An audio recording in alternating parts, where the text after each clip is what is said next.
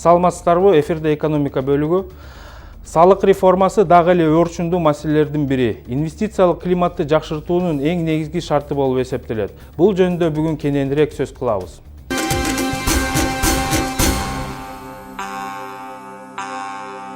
Дүйнөлүк банктын акыркы рейтингинде Кыргызстандын салык системасы 127 орунду ээлеп, 13 жылга караганда 4 пунктка төмөн түшүп кеткен.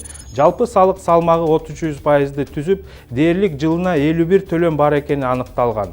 Мисалы, Европа өлкөлөрүндө төлөмдөрдүн саны 12 эле гана. Бул маселе жөнүндө Кыргыз Республикасынын салык кеңешчилеринин палатасынын төрайымы менен маектештик. Вопрос номер 1 в течение нескольких лет стоит.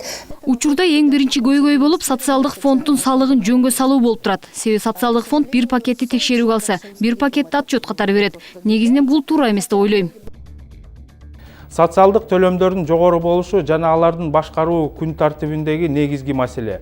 Салык кирешелер боюнча пландар аткарылбай, бир топ салык кызматкерлер жумуштан да бошотулду. Бирок салыктарды чогултуу менен бирге бюджеттин сарпталышына дагы көңүл бурулуш керек.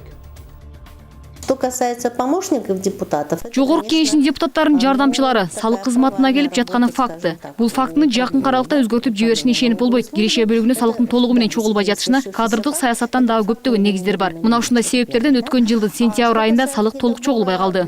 Доходной части. Ишкерлер негизи салык төлөөчүлөр катары өкмөт менен тыгыз иштөөгө ар дайым даяр. Бирок өкмөт дагы буга даяр экенин тастыктап туруш керек. Недавно Министерство финансов... Салыктын көлөмүн жогорулатуу менен жемкорлукту күчөтүп алабыз. Айрым зарыл документтердин жоктугу фискалдык, ишкерлик саясатка жана ишкерлик чөйрөгө терс таасирин тийгизүүдө. Бажы төлөмдөр бүгүнкү күндө бюджеттин кирешесинин 12%-ын түзөт. Президент партнердук тобу өзүнүн изилдөөсүндө Кыргызстандагы тышкы сооданын каттоодо болгон кемчиликтерге көңүл бурду. Негизги кемчиликтер бул башка өлкөлөрдүн статистикасы менен болгон айырмачылыктар, бажы төлөмдөрдү төмөндөтүү, туура эмес декларациялоо жана кээ бир товарлардын монополдоштуруусу болуп чыкты.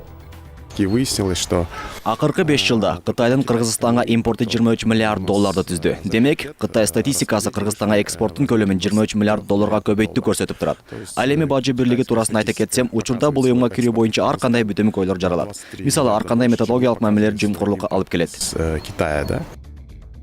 Мындай бүдөмүк бажы ыкмалары кээ бир товарлардын кымбатчылыгына дагы алып келет.